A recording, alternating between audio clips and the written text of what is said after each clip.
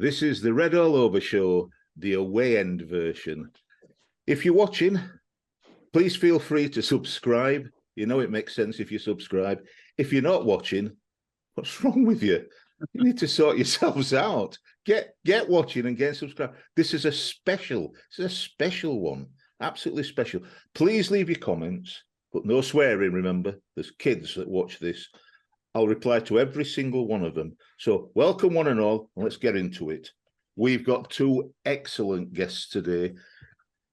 Leading up to our FA Cup match on Friday night against Horsham FC, we've got Dominic De Paula, also known as Dom.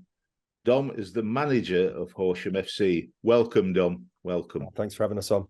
And we've also got Mark Wells, who I'm told, mainly by him, I'm told that he's the Horsham FC historian. Do you do other things?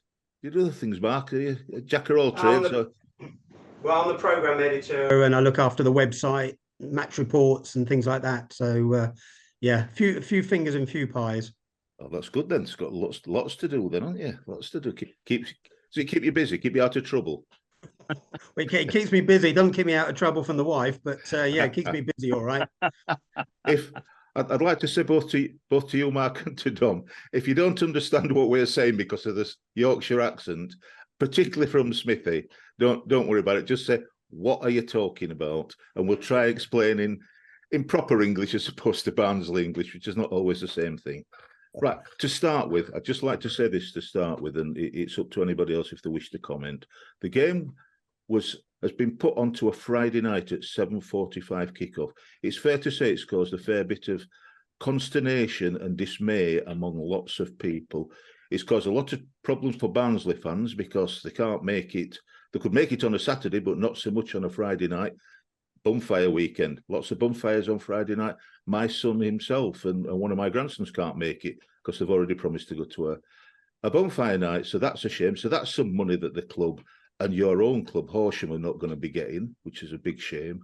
A lot of fans have expressed incredible dismay, as have I, about a club like Horsham coming all the way from Sussex, all the way down the bottom of the country, coming up on a Friday night, so affecting people who work, people who want to, will come on a Saturday, but it's going to struggle to come on a Friday, including players and spectators and, members of the club and what have you, like such as Mark. I just wanted to say that I am very, very dismayed, and I think it was an awful decision to make. Don't think it took into account very much for Barnsley fans, but particularly for Horsham FC and their fans. What would you like to say, Mark? I completely agree. Obviously, we're not party to all the conversations that have gone on, but it's the excitement at drawing Barnsley away in the FA Cup to a club like ours. It was fantastic. We had lots of people in the clubhouse waiting for the draw. We've been out on social media with the excitement. We saw the excitement, Mark. We saw that. Yeah, and that's it. I mean, I was at home and leapt up straight away. I thought I'm old school, as I'm sure we all are here. The FA Cup is all about the underdogs taking on the bigger teams, and obviously that's all relative. The higher up in the round you go. But to me, non-league against football league, it's what the FA Cup's all about. I'm also one of those that Don would love to have had Barnsley at home. It would have been a massive day for us, but also from a supporter's point of view, to go on a trip up to Barnsley to see grounds you wouldn't normally see when you're playing at our level, that all adds to the excitement. And we were fortunate enough to get here 2 years ago when we played Carlisle away. Now, when that was the one drawn out on the build up to it, the guy said to me, "Who don't you want?" I said, "Well, I don't mind who we get. I don't want Carlisle away." Because, obviously Horsham is down south. I'm a bit further south. I'm actually down in Portsmouth. That, to me, was a hell of a trip. But we went and had the most fantastic weekend. Dom will probably tell you himself, it changed his opinion of the FA Cup that weekend. And we took, I think, nearly 300 up there for that game.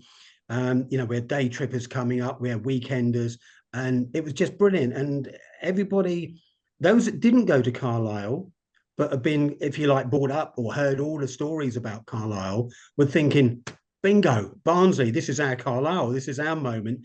And I think without any exaggeration, we would have been probably looking at about 500, maybe 600 supporters coming up.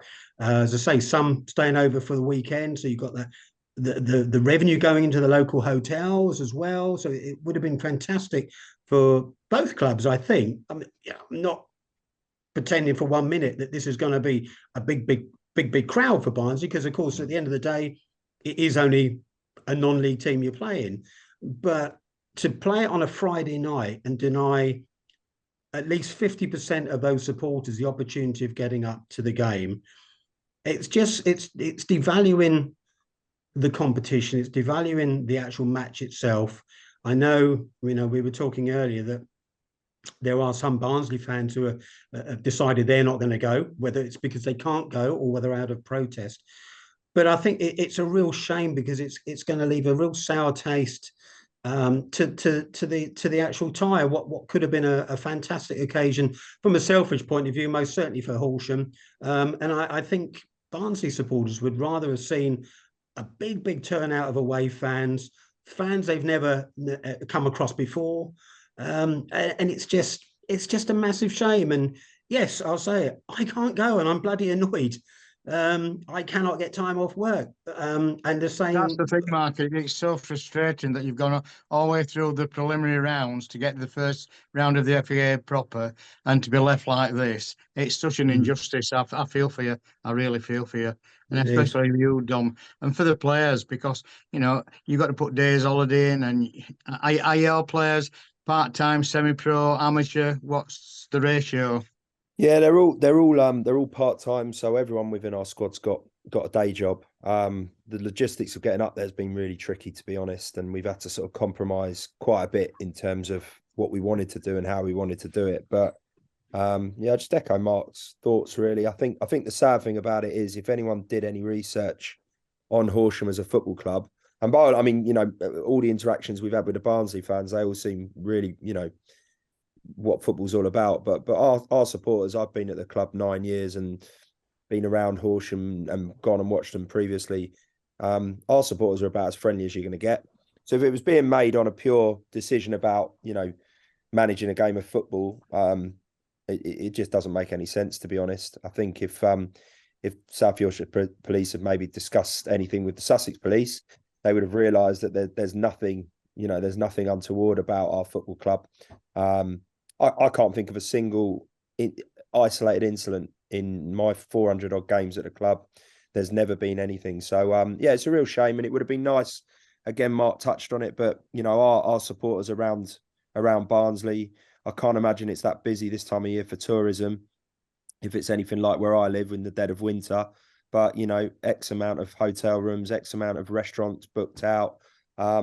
It would have been a good one for everyone. And my family can't come up, which is a shame. I've got very young kids, and we were going to bring them up, but we just can't do it on that night. My brother's kids are at school, so I think there's a big chunk of the playing side of it. Our players and everything that just can't get family to come up to the game. So it is a shame, because although for you guys, and it's a run of the mill game, if not even less of a run-of-the-mill game. But, for a lot of our boys, it was a huge, marquee sort of tie.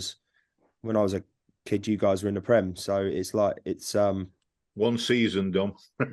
Only the one. So, doesn't it? Still counts. But no, it's a big one tie for season us. that, Dom, they didn't want us in it. We broke the mould. We weren't made for Premiership. No. That season, if you remember it, we had baddies seeing to go against us, and we were never going to stay in it. We're never meant for. Now look what you've done. Now look what you've done, Dom. You've got him up and running. About that. But no, it's a shame. It's just a shame.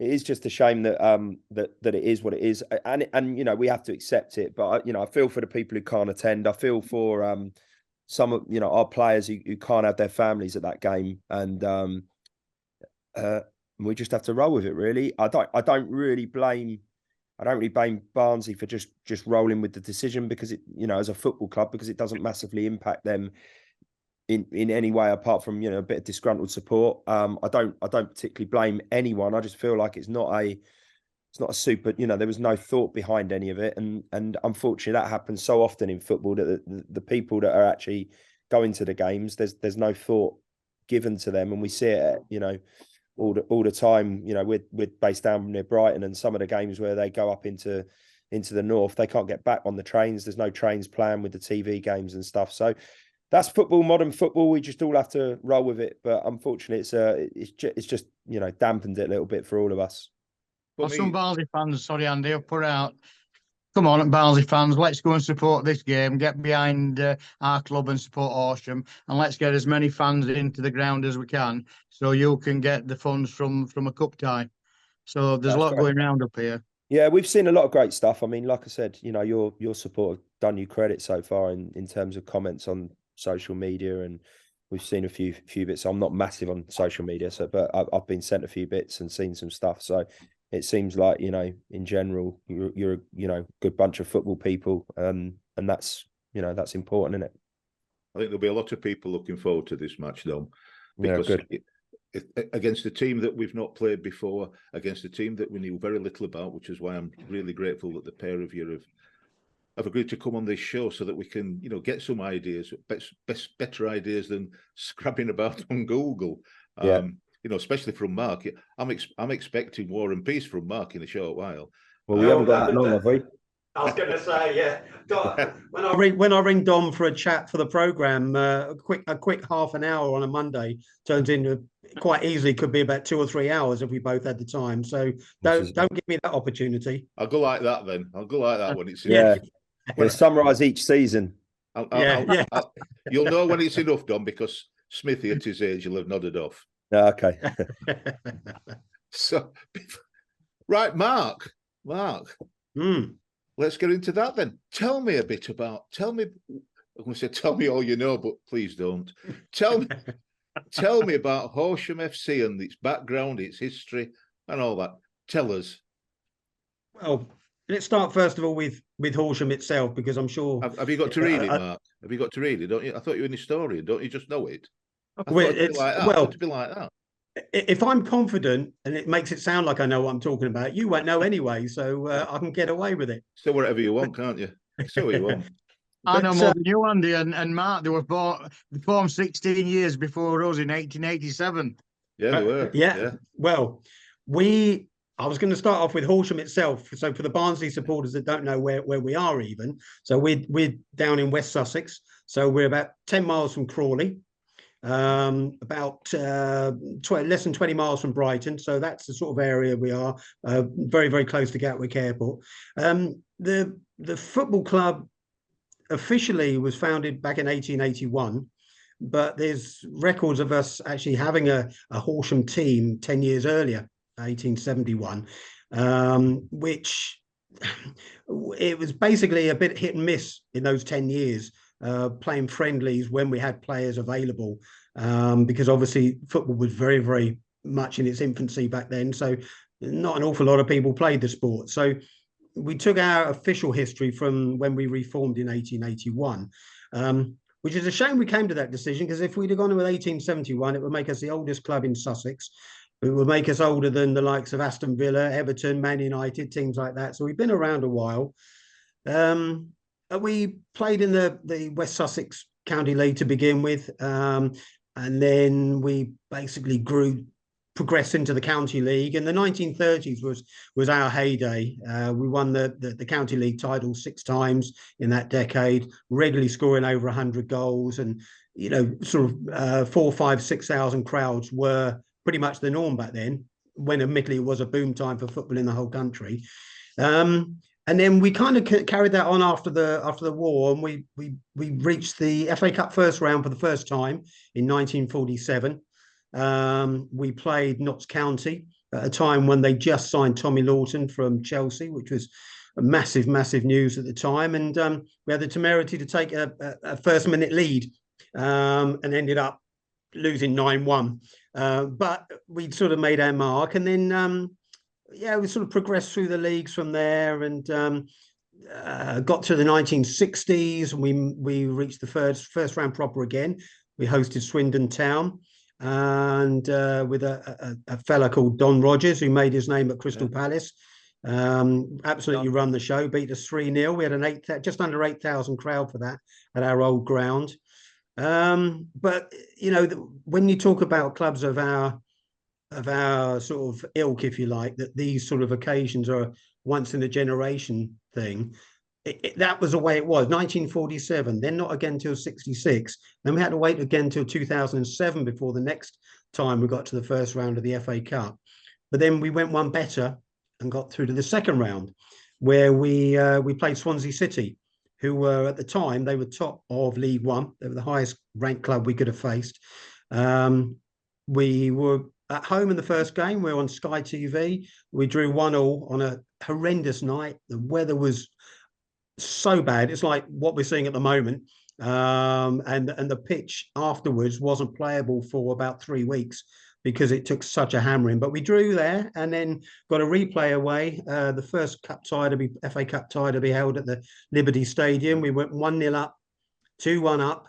This was in front of the Sky cameras as well. And then we ended up losing that one 6-2. But that was a fantastic occasion. That was on a Monday night. And I think we took, if I'm right, I think we took just under 400 to Swansea for that terrific occasion.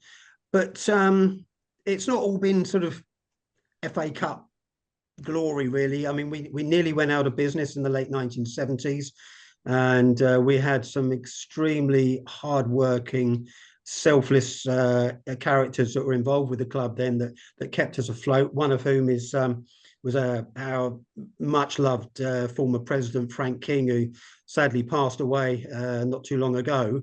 And literally, I think he remortgaged his house and all sorts of things like that to keep us afloat. So we had a bit of a struggle through the 80s, bit of a resurgence in the 90s, and then I said about that FA Cup run in the mid noughties.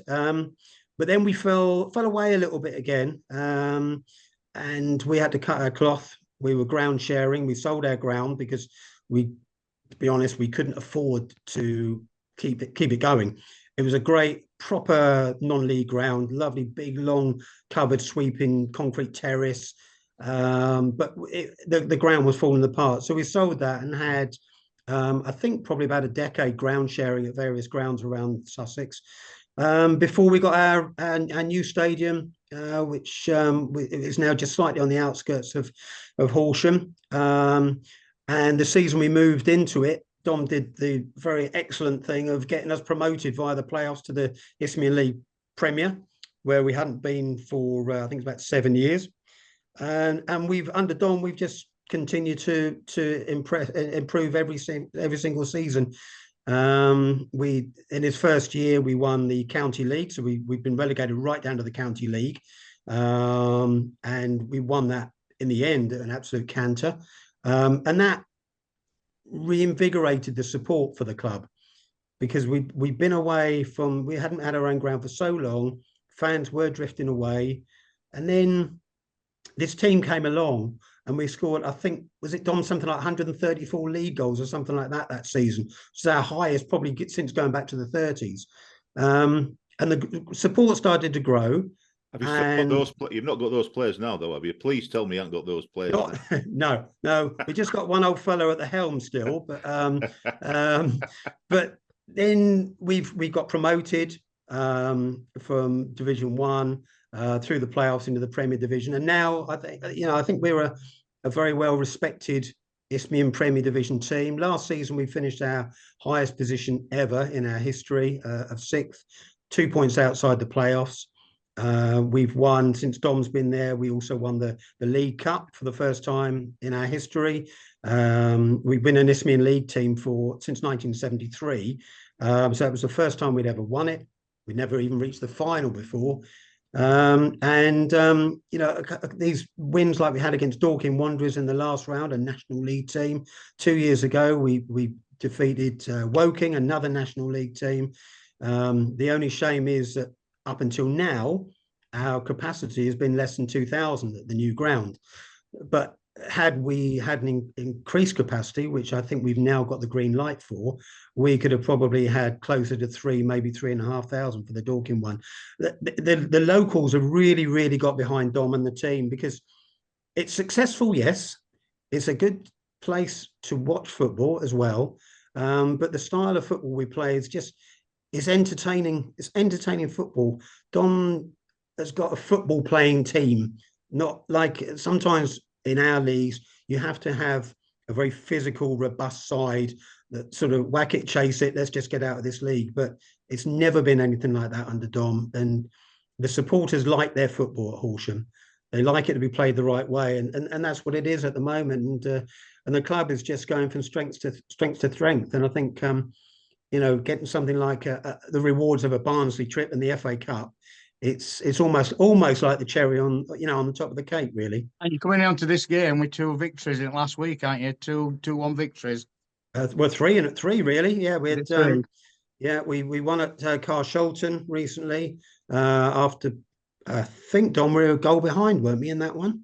Yeah, we went behind early, and second half we played really well. Come back 2-1.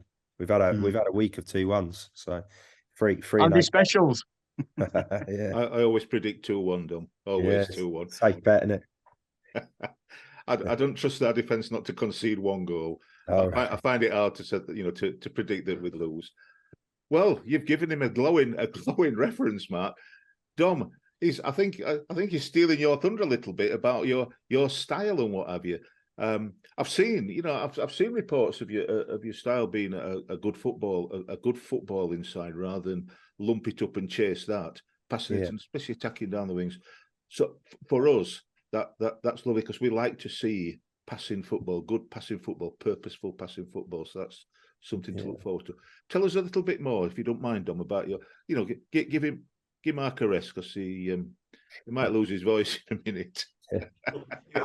Tell us about your style, formation and stuff like that. Yeah, I mean, we've got a couple of ways of playing, and we've been in the nice thing about Horsham, obviously, I've been here a long time, so we've been able to sort of bed it in. We've got lots of sort of long-term established players with us, so we don't have a high turnover of players. We've got boys who've been with us now 5, coming on 6 seasons, which I think helps, gives you a bit of stability, but also the supporters tend to, buy into players who are there for a while, which has meant we've had like a nice steady sort of progression. But yeah, I think football's, I don't like to be bored watching. Do you know what I mean? Like, I think that's the best way to describe it. I think when you watch a game, it's obviously, of course, you want to win, but if I'm standing there for 90 minutes in the rain like I was on Saturday, it's important that you're putting something on that's actually good to watch. And I think players buy into that, and at our levels, it's important that you get players to buy into it, because it's not all financial, and it's not necessarily a career, so you have to get people to buy into your style of football. And obviously we've got the surface to play football, and we tend to attract boys that can do that. So yeah, I think we've got a nice brand of football. I think people come back to Horsham, especially at home games, because of that. Obviously you have to tailor it. Saturday we played on a really tough pitch down in Bath, and there was no football played, but it's it's important to me that people that come and watch games of football, get enjoyment and get pleasure out of it. And my view on football is that you should play in a sort of quite an expansive way, and people don't come for tight, boring games. They come to see goals and excitement, and that's what we've always tried to do. What formation do you tend to play? I've seen 4-4-2 and 4-4-1-1. I promise you, I'll not tell anybody. It'll just but I mean, variations of it. I think there's slight tweaks and nuances depending on who you're playing and stuff like that. But yeah, variations. What will you use against Barnsley, Dom, if you don't mind?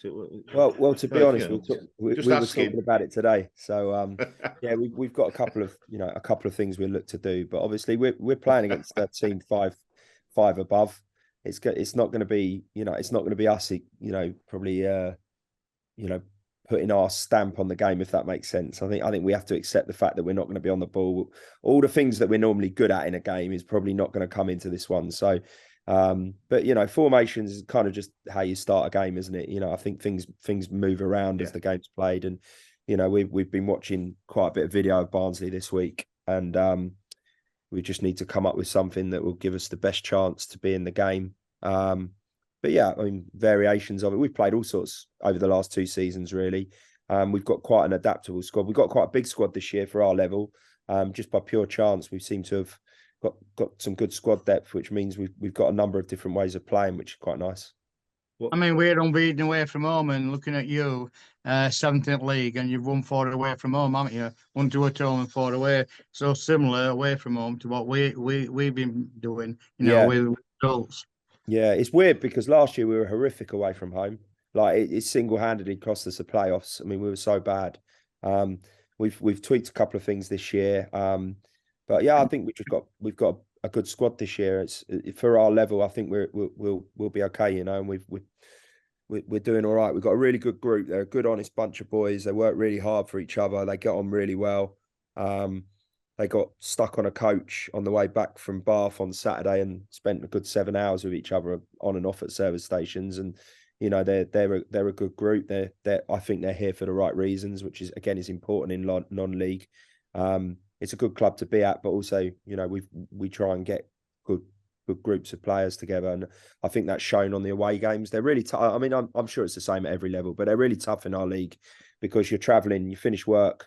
Boys are finishing work at 4 and they're probably getting stick from bosses and things like that. And then they're jumping on coaches or driving sort of around, 2-3 hours to get to a game midweek, for example. And it's a tough ask. It's a tough challenge. And it's a real leveler. You see a lot of teams in our league struggle midweek to win games away from home.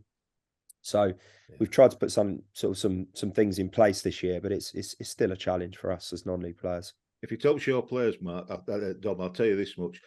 Doing a long travel when you're 69 like me and Alan, that's when it really aches. They know nothing. Just tell them they know nothing. Wait while they get to 69, then they'll know what it's like to ache. It's good commitment still getting around to the games. But yeah, I mean, I'm not a big fan of travelling anywhere, so I'd sooner just win all our home games and not travel anywhere. Not go anywhere. But it doesn't quite work like that, does it?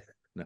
Is there any particular, well, it might be the whole team, any special particular players that you think it would be good for Barnsley fans to watch out for?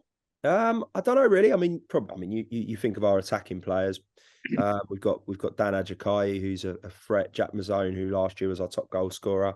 But we're I think one of our strengths is we're not that team with. I don't think we've got those sort of standout players in general. Mark might have a different view because he watches it as a supporter, but from my point of view, I think the thing with us that makes us such a good team is we are a very sort of solid group. We've had Jack Strange at centre half having a great season. Lewis Carey in goal for us, who I think he's got league standard distribution. He's a phenomenal striker of a ball. How he's not played higher when he was younger or whatever, I don't know. I couldn't explain it because he's so good with his feet, and that's what everyone wants in a goalkeeper these days. But yeah, we've got all sorts. Our captain Jack Bruvio, he's been with us 6 years. He's been coming up to 6 years. He's been around all the success the club's had over the last few years, and can literally play anywhere. I throw him in all sorts of positions on the pitch, and he always gives a great performance. Harvey Sparks, our left back, real unsung hero, very, very good player. Again, don't know why he's not had a chance higher, but I think we've got a real collective, a real solid group, and it's hard for me to pick people out because I think they all contribute in different ways for us. You got any particular thoughts, Mark? Yeah, I was ready to jump in if Dom didn't say it, but I think he said pretty much exactly it. I think we are fortunate this year that you look at our bench, and this season there are game changers on there, guys that can come on and have a real impact, which hasn't always, with respect to all the guys that have played for us over the years, hasn't always been the case. But we've got pace, we've got experience, we've got Samuel Abd in the squad, who he was part of the Dorking Wanderers team that came up through the ranks and he played in the National League. You got one guy that Barnsley fans might be interested in is Charlie Harris, our midfielder. He was actually on Barnsley's books earlier in his career. Wow. If he played at all, he might have played 1 or 2 games, but yeah, he was up at Barnsley. We've got Tommy Kavanagh, who I think this is probably his 4th or 5th appearance in the first round of the FA Cup, so he's been there before. 6th. How many? 6th. 6th, is it? There you go. Sorry, Tom. And there's exciting players all over the pitch, but there's experience, and not only experienced guys like Sammy, but a lot of the team now have got the experience of having been to Carlisle, as I say, 2 years ago. This is not new to them now, the first round. And I think if there were any nerves then, and that was a different sort of occasion because we had quite a number of players out injured then. But if there are any nerves then, they kind of know what to expect to the occasion now. And, it would be rash of me to say that I'm feeling confident, but what I'm feeling confident about is not being absolutely humiliated, if that makes sense. I think we can put up a very good performance on Friday. I think a lot of it will obviously depend on the fitness levels. Now, this season we have been one of the fittest teams, I think, in every game I've seen us play, and that's borne out with probably 3 of the last 4 games getting sort of late winners. Very, very late winners. So the stamina, the fitness is there, but obviously you're talking about the difference between a team that trains once a week and a team that plays, I don't know, trains maybe 4 or 5 times a week, whatever it might be, with Barnsley. There's a totally different level. But I think we've got a squad of players that will certainly do us justice on the night. I'm sure of it. Have you got any more players who have had league experience? Yeah, we've had a few that have been in and around it. I mean, Shamir Fenlon has played quite a lot of League One, League Two football. He's played a few games for Republic of Ireland. And we've got a lot of boys that have been in and around sort of Brighton at younger ages. Lou Carey was at Bristol. So we've got a few, but I don't think we've got a huge amount that have got League One, League Two experience. And I think it's there's a big gap between the levels. It's for us. This is a great opportunity to play against a team that's having a great season themselves. And also benchmark where you are at this moment in time. Yeah, I think it's great. Dominant.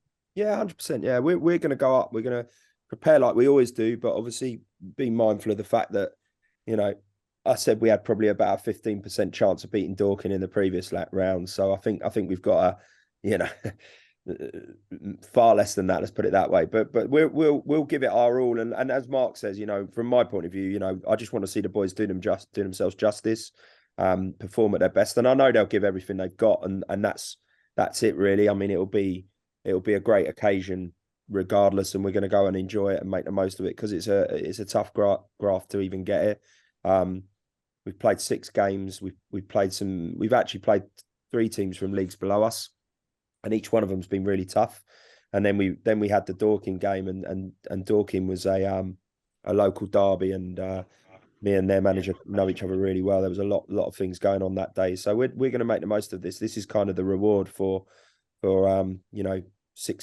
6 tough games to get here, and we'll just make the most of it. And when it come out at Bag, the draw, sorry, Andy, I thought it could have been on TV. Yeah. I thought it was. Yeah. I mean, that's what I thought. As soon as I saw the draw, this could be a TV fixture. Well, I heard some rumours that if Sheppey hadn't have won their replay against Billericay, which is another one down our way, they then got Walsall at home.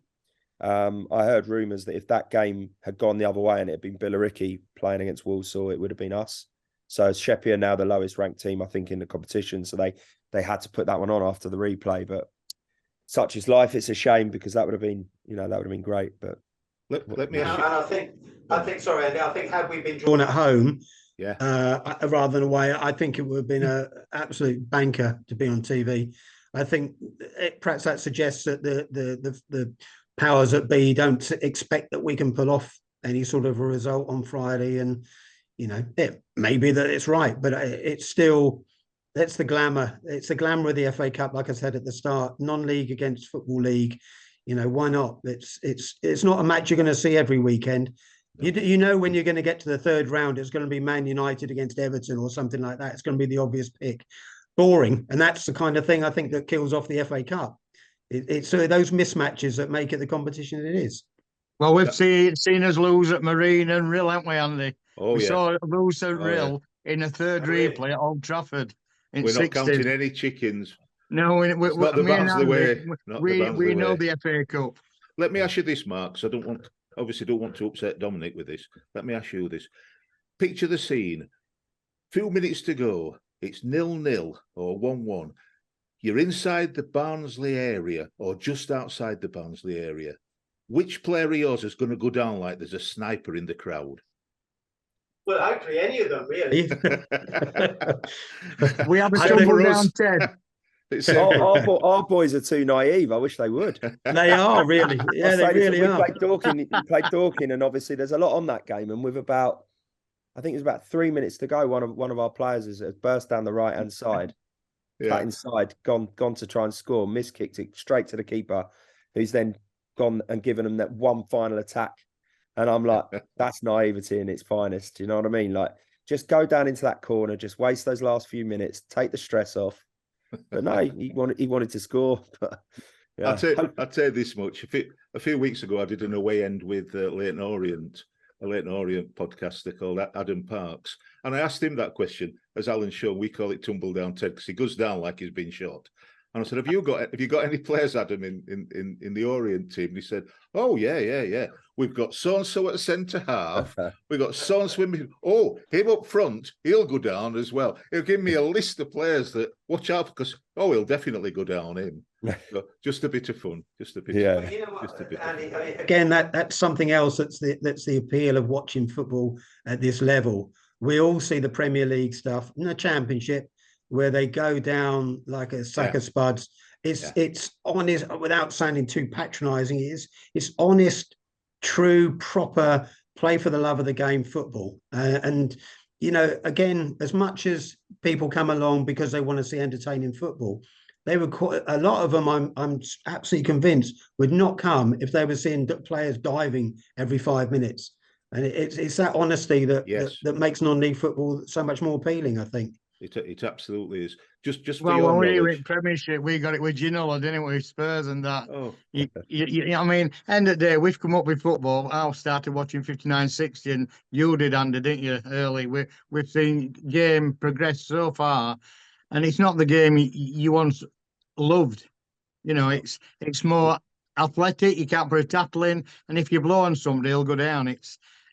We've won a lot of supporters locally from the likes of like Palace and Brighton and Crawley. They tend to come to us and then they fall in love with it again. And I think for us as well, the beauty of our ground is we get the families, and the families are so close to the action. The kids now, they're not watching something like it's like a cinema. Do you know what I mean? You know, you go to I love going to watch, big clubs. You go to Old Trafford, but it's like a show. You know, you go to Wembley, it's like a show.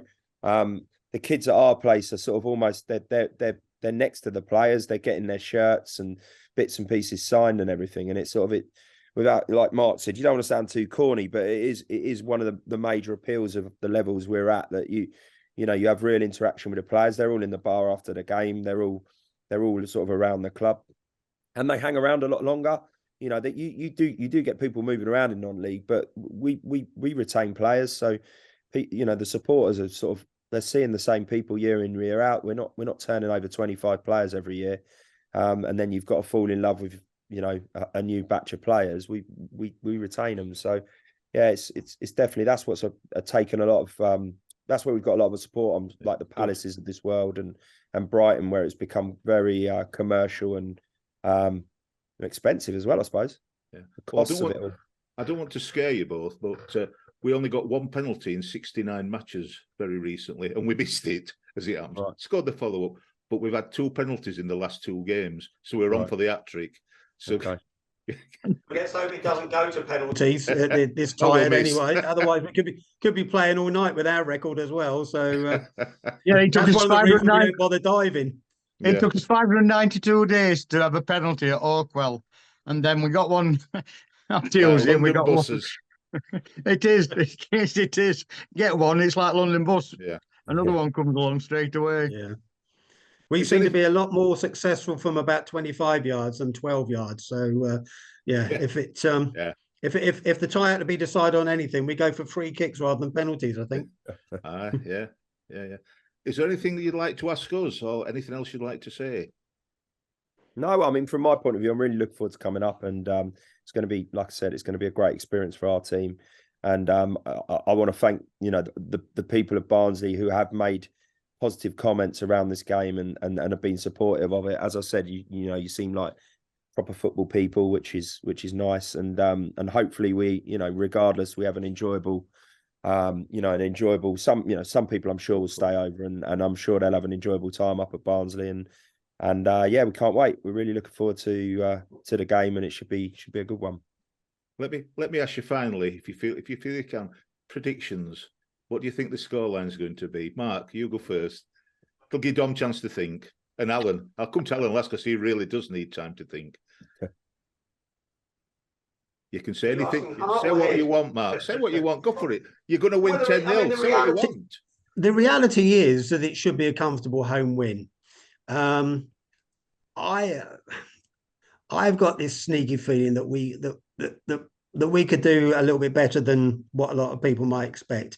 I think it would be very, very brave of me to predict a victory, but I would love the opportunity for us to host Barnsley at our place on a Tuesday night, give you the sort of reciprocate that warmth, but also give you the proper non-league experience down at our place on a cold November Tuesday night. Oh, I thought you were going to say the journey. You meant the journey. Well, that as well, yeah. I've seen your press box. You can't see it corner.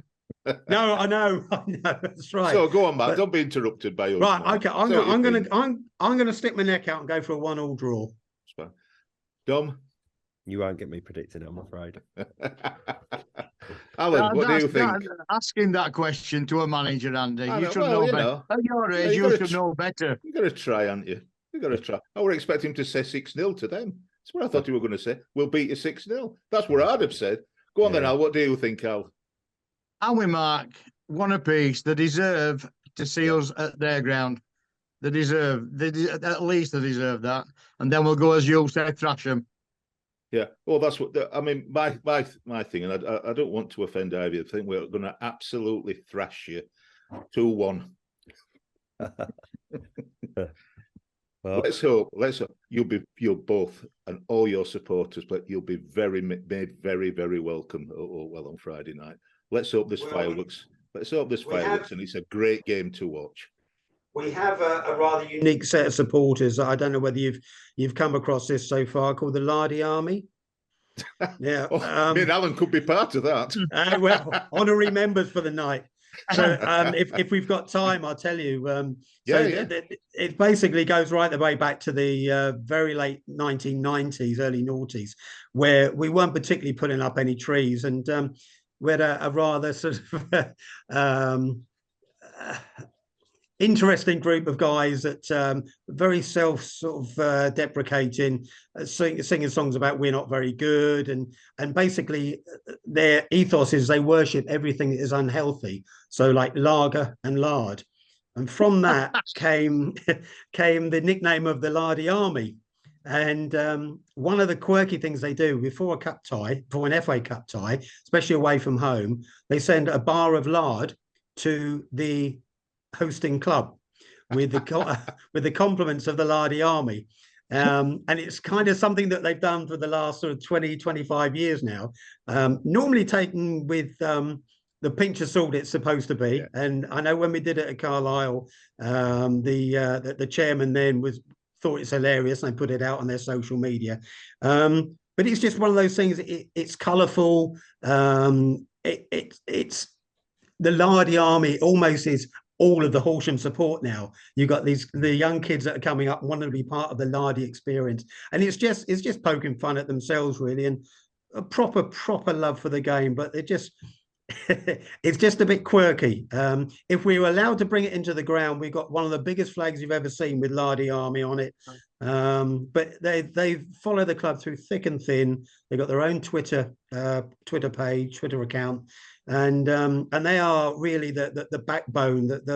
If I say hardcore of the Horsham supporters, I don't mean hardcore in the negative sense. They are the backbone of the support.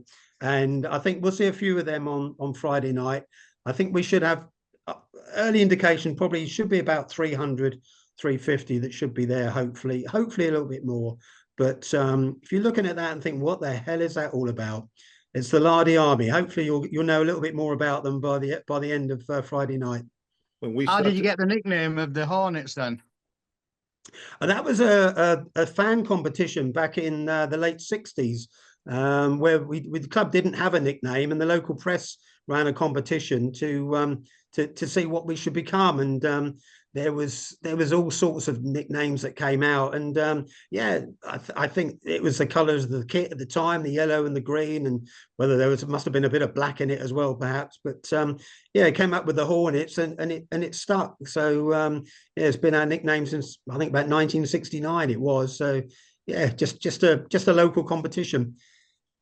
I'll tell you this. When we started this show, I didn't expect by the end of it to become an honorary member of the Lardy Army.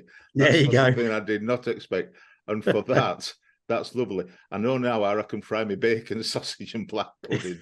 That's no good on my diet. I've got No, to lose it's weight. not I've good, got a hip operation, so I've gone from 128.2 to 121. I've been from my weighing today, so no lard for me. So Yeah, I'll be an honorary member, but no lard. yeah, that's fair enough. That's good enough. Dear God. Do you know, I can't even bring him on Zoom. Never mind. Thank you, the pair of you. Thank you. It's been an absolute pleasure talking to you. Absolute pleasure. And you've given us a lot of food for thought, a lot of information that Barnsley fans are going to love. So thank you very, very much. And I can say honestly, the very best of luck on Friday. Normally, I say the very best of luck after Friday or after Saturday, but I actually mean the very, very best of luck on Friday. Thanks a lot. Appreciate that. Yeah, thanks for having us on. Thanks ever so much. Take care, the pair of you. Yes. Cheers. Yeah.